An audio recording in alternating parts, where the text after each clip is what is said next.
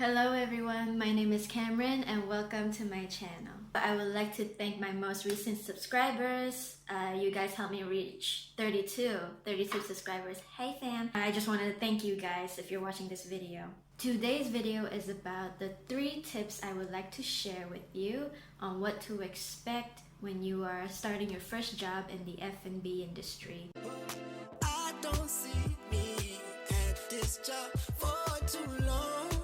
You could be working in a cafe, a restaurant, a small kopitiam, anything that has to do with food and drinks and customer service.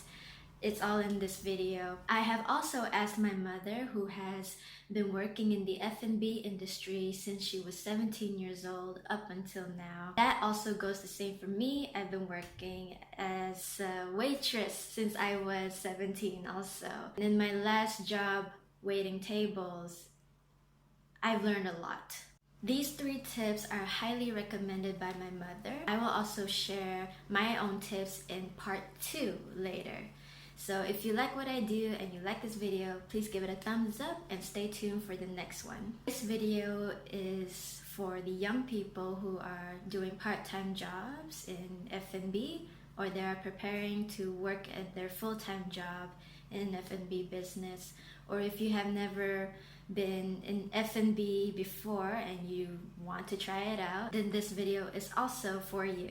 As I've said before, these 3 tips are highly recommended by my mother, who has experience in F&B as a hostess and a manager. From a 5-star restaurant to an old school kopitiam environment. The first tip is you will start from the bottom. What we mean by starting from the bottom is that you gotta learn how to clean. For example, let's say you apply to be a dishwasher. You will be washing dishes, and there is a skill to wash hundreds of dishes. And if you're working in a high-end restaurant, you will be learning how to polish silverware as well. It is not easy as it seems. In all working positions in F&B, whether you are a waitress, a kitchen assistant, a bartender, a barista, there is cleaning involved. This is the part where many young people today do not want to do or do not appreciate the work behind cleaning. This is a stage where a lot of you do not like to work in the food business. That is because these duties, these cleaning duties, are often repetitive and you do not see much of the action that is happening at the front. However, there is a way to cure your boredom when you are washing dishes or polishing silverware. If you like to sing and dance, do it as you clean. If you work at a place where they are flexible and they allow you to play your favorite songs, let's say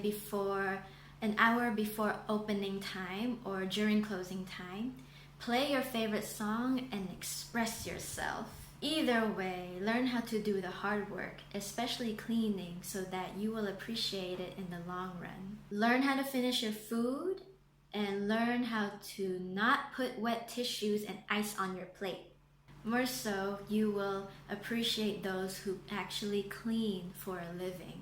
And hopefully you will also learn good manners too, like saying please and thank you. The next lesson is maintain composure and patience with coworkers, your bosses, and customers. Customer service is one of the most challenging battles in the F&B industry and in any industry. The chefs in the kitchen can express themselves however they want because no one can see them. Those who work at the front have to do their best to be as professional and smiley as possible. There were times where my coworkers and I went behind the kitchen to cry. We cried out of anger, frustration, and stress. Work becomes harder when your boss or your manager is not a good leader, which makes work unbearable. Whatever emotion is thrown at you, understand that it's not always about you and it's not always your fault. People get hungry. Even those who are working become hungry and agitated. And some don't know how to handle their emotions. So learn how to maintain composure when chaos erupts. The thing is, not everyone will view the learning process the same way. Some will learn it really fast, or some will learn later on. I've made mistakes. I've confronted people. And there were times where God really tested my anger and my patience. So my advice to young people who are working in F&B, learn from your mistakes, learn how to observe and listen, and approach everything with an open mindset. Which leads to my next tip, be open to learning new tasks. In my last job working at a cafe, I learned how to make lattes and coffee.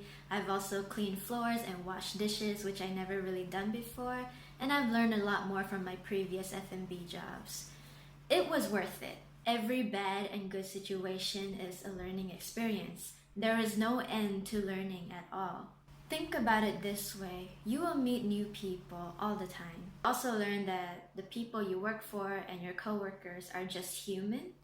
There's no bad guy or good guy. Some become your friends, some don't. You will also learn who you do not want to be as a worker and as a customer. And if you're like me, you will learn how to choose the right person to work for and the right environment for you just from these experiences. In addition to this, you will learn what you like and don't like about F&B. I realized I can never be a kitchen staff because I do not like the smell of smoke. And like any other person in this world, I cannot be in the heat too long. I just hate it. My strength lies in being at the front and attending to customers because I'm good at it. So that is part 1 of F&B work tips for you today. I hope you enjoyed this video and that you learned a little bit of something from me. And from my mom too. If you like this video, please give it a thumbs up and subscribe. And let me know in the comments below if you have worked in F&B or you just started, and tell me your experience. If your friends or other people would like my videos, please share it. Now we'll see you guys in part 2. Bye! I don't see me